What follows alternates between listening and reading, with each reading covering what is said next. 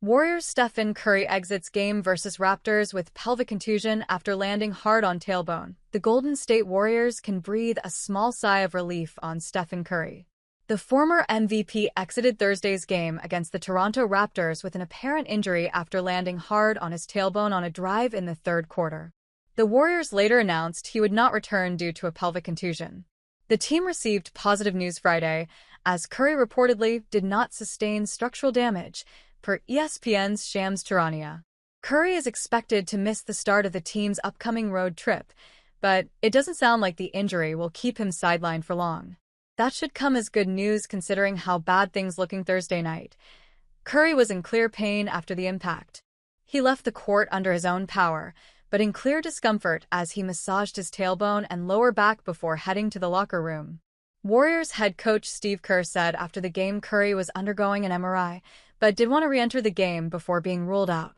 "We decided not to risk anything," Kerr said. "Hopefully he's not bad." He finished Thursday's game with 17 points on 6 of 8 shooting, 2 of 4 from three-point range. The Warriors went on to win 117-114. Curry's exit was the last thing the Warriors want to see during their recent hot streak, especially after Curry missed Tuesday's game to rest his back, which had been ailing him recently. The Warriors have been one of the hottest teams in the NBA since the trade deadline, winning 15 of 18 after picking up Jimmy Butler to provide another veteran star alongside Curry and Draymond Green. The move seemed to galvanize Curry in particular, as he went from averaging 22.1 points per game with 38.9% three-point shooting before the trade to 28.1 and 40.5% in the same stats entering Thursday. That pushed the 41-29 Warriors to 6th place in the Western Conference, good for the final guaranteed playoff spot. With only 12 games remaining in the regular season after Thursday, the Warriors appear to have avoided an injury to their biggest star, injuries, load management, and tanking. They might be the three worst aspects of the NBA. And all of them could benefit from a shortened season. Whatever data you examine, injuries are being diagnosed with greater frequency in the NBA. The percentage of games missed per season has risen from roughly 15% to 20%, or about 4 more games per player per season, over the past 25 years, according to a New York City Data Science Academy study.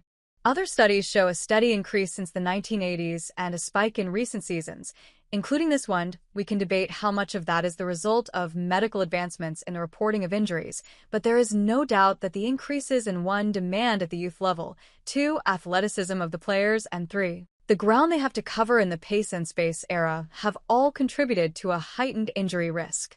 Not only would there be fewer instances in which a player could be injured, a shortened season would decrease the amount of fatigue that leads to further instances of wear and tear. Even shortening the season from 82 games to, say, 72, 2 games each against every interconference opponent and 3 apiece opposite each interconference rival, could eliminate back-to-back games from the schedule. This should also address load management. The NBA recently instituted a 65-game rule for players to qualify for All-NBA and other award statuses, which gives you an idea that the league believes this, an 80% threshold, is a pretty good snapshot to assess someone's season. Why not just make that the length of the season and aim to get everyone to play 100% of a campaign? Shouldn't that be the goal? It stands to reason that tanking would decrease in a shortened season. 2. Teams would be in the hunt deeper into the year, and we could eliminate the tail end of that stretch of each season, the time period we are currently in, when a large contingent of teams have committed themselves to losing.